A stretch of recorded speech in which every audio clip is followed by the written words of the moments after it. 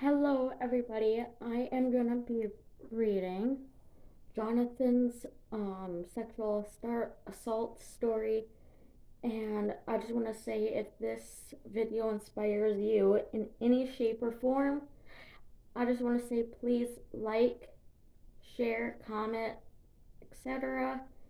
And I'm just gonna get right into the story.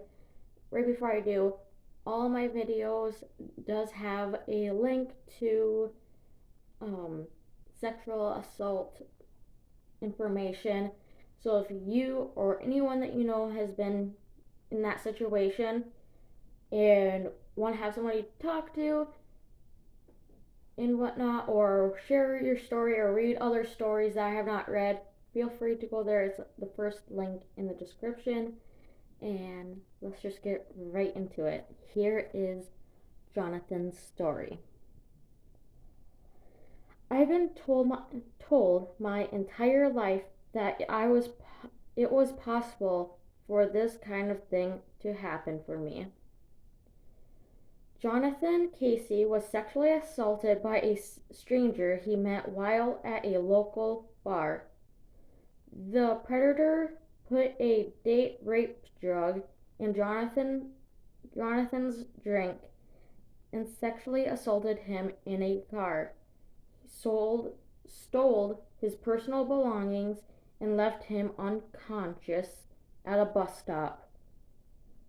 When I was raped, I was 6 foot 4 inches and 220 pounds. I truly believed that I could go anywhere I wanted and no one could bother me. I'm part of Summon. Sorry to pronounce your name wrong.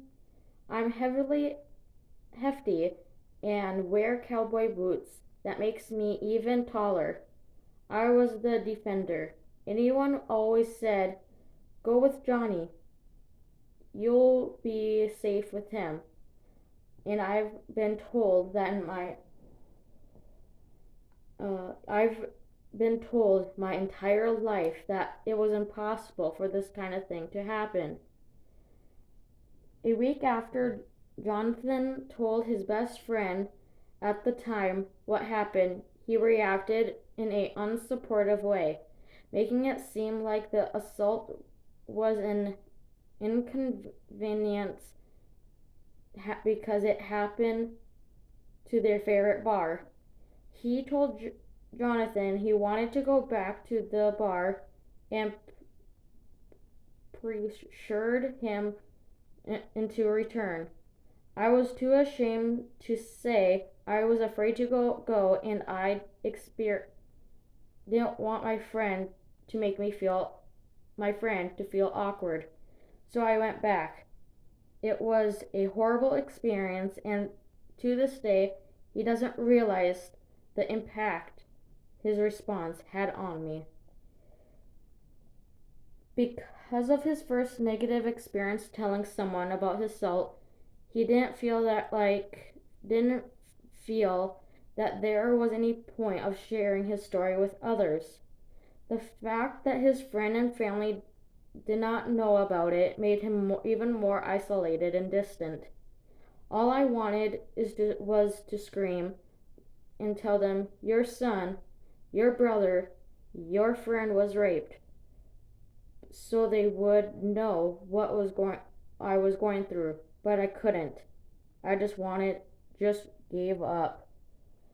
Later, he later shared his story with his roommate, who reacted in a supportive and caring way and helped him get access to testing when he developed symptoms of STIs from the assault. She was the supportive person that I needed. She was the angel who helped me from the beginning of my journey. He when he went for testing, he had to enroll his story a couple of times to the medical staff, making him relieve the trauma each time. The staff did not react in a supportive way, and they continued to ask repeatedly if Jonathan wanted to report to law enforcement even after he said no a couple times. The doctors made me feel so uncomfortable and insignificant. And what was the report? I couldn't imagine how they could help me because I don't I couldn't imagine how they would help me because besides just making me retell the story again, I was so embarrassed. Jonathan said that he felt most most lacking in his medical experience after the assault was compassion and continued resources. I told them I was raped and they gave me no resources or advice on what I could do next. I had to go home and Google what to do if you were raped. And RAINN, this site that I'm reading on, came up. Jonathan had intense feelings of anger, sadness, self-blame, isolation, and alienation after the assault. I punched a giant hole in my wall and then broke down crying. I was just so sad. I want it to be over. He experienced anxiety attacks, PTSD, depression, trouble eating, and loss of relationship in his life. I want to end my life, but I thought all the time about how nice it would be just not to not feel. All I wanted to do is sleep, because then I would have to live less of the days and not feel anymore.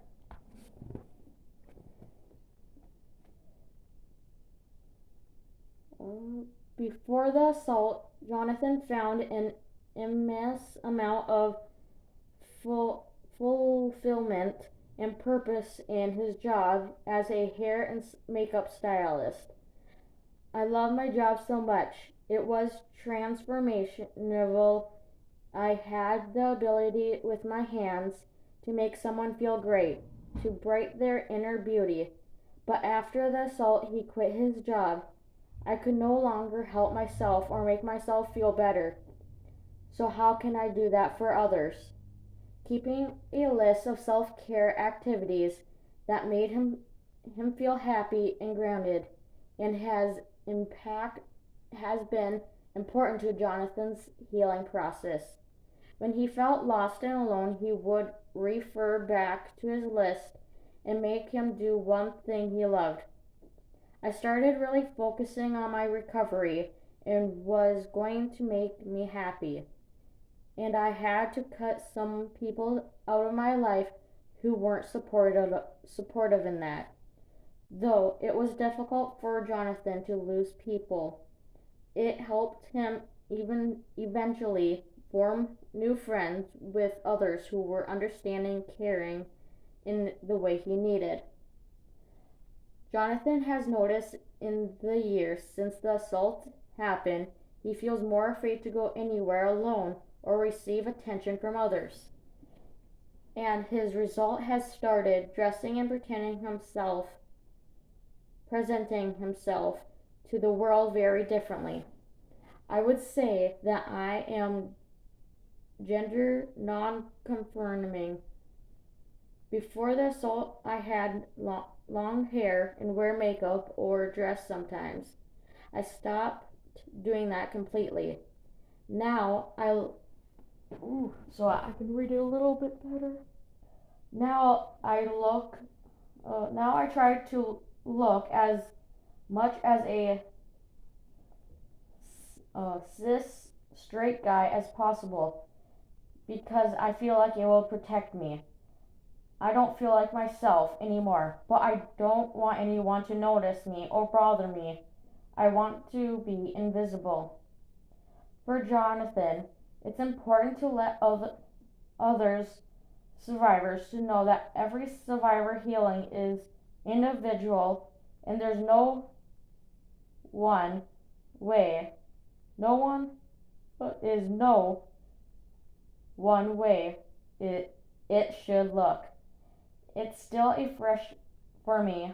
I'm still focused on my entitled recovery, and I am not at the stage like some survivors are being able to go there and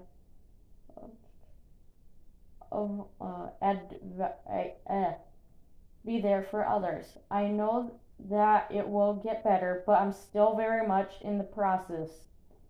Currently, Jonathan is finding to heal and joy in his hobby of knitting and crochet knitting stuff, and he loves to donate the hats and he makes those who are in need. Knitting it is meditation for me. I'll start knitting when I feel an anxiety attack starting, and it soothes and focuses me. He is happy to report that he is also happy to report that he is restarting his career as a hair and makeup artist. You don't need to rush it. Healing is a marathon, not a sprint. Go slowly and be patient with yourself. I hope you guys got a little inspired from his story, and if you guys did, please let me know and him know by liking, subscribing, etc. And I will see you in the next video. Bye.